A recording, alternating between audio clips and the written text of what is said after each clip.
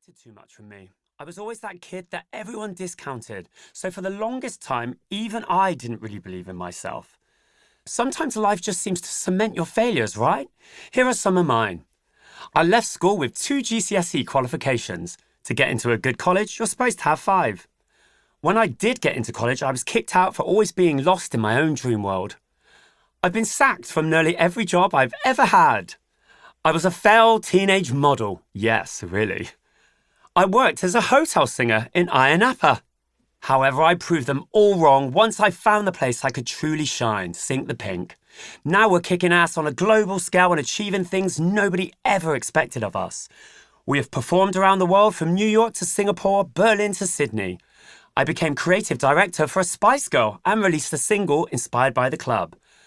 I launched the biggest LGBTQ+ music festival in Europe, Mighty Hoopla. I co-created alongside my wonderful partner in crime, Amy Zing, the most successful queer club brand in the last decade, which still shines brightly. The Sink the Pink gang have been on magazine covers and have been shot by legendary fashion photographers such as Nick Knight and David Bailey. Basically, I've become a bloody queer icon, babes. Now I'm on a mission. I've realised that most of what marked me as different is what made me successful. My wild imagination, my bold personality, the refusal to be told what to do, and now the label Misfit is one I happily use to describe myself. If I can rid the term misfit of its old negative connotations, I reckon you can do the same. In fact, I challenge you to reclaim it as something punk and beautiful, a descriptor that you embrace wholeheartedly. Be a proud misfit. It's been a rough ride, but I can proudly say that I now move through life surrounded by a pack of fellow glamorous weirdos, and we all wear our misfit label as a badge of honour. Self-acceptance and pride gives us permission to free ourselves from social dictates and tired narratives. Our gloriously weird drag collective Sink the Pink brings joy, hilarity and radiance into my life, and together we spread that positivity worldwide. I managed to get through without internalising the idea that I was too much, or that I should be less, or that I should follow the conventional route to success. I have had years of hard knocks and experience figuring out how to be authentically myself, and that's the place this book comes from. I found that most self-help guides and workbooks fail to reckon with what it truly means to be a misfit, not to mention the emotional baggage which that label can bring. The world so often sees it as a crease to be ironed out or something to change, but not in this book, baby. From my earliest years, my dreams and ambitions were rooted in my desire to move through life as a weirdo and reshape what that meant on my own terms. So I'll take you back to my childhood and give you a glimpse into the cringiest parts of my own brain.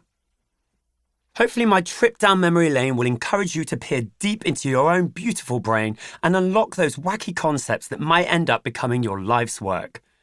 Maybe you've got a super niche interest that could end up becoming the love of your life when you learn to embrace and nurture it without shame. Perhaps like me, you're so tired of feeling excluded or not catered to within the world as it currently is that you dive into the kaleidoscopic corners of your imagination and create something of your own, not just to bring yourself joy, but to bring it to others like you as well. The building blocks. You'll learn the power of reframing, creating alter egos, and building new worlds. These are drag queen staples, but it turns out that they work pretty fabulously for pop stars and the rest of us mere mortals too. You'll look into what makes you uniquely you, rummage around to find all those rough diamonds and then make them sparkle, even on your roughest days. You'll also explore joy and happiness. What are they? How can we actively chase them, and what messages do we need to unlearn in order to get there? Of course, there's no point in sugarcoating everything and acting like life will never be difficult. As a misfit, there are a few dark forests that you'll have to run through, complete with verbal, ideological and mental obstacles to reach your own paradise.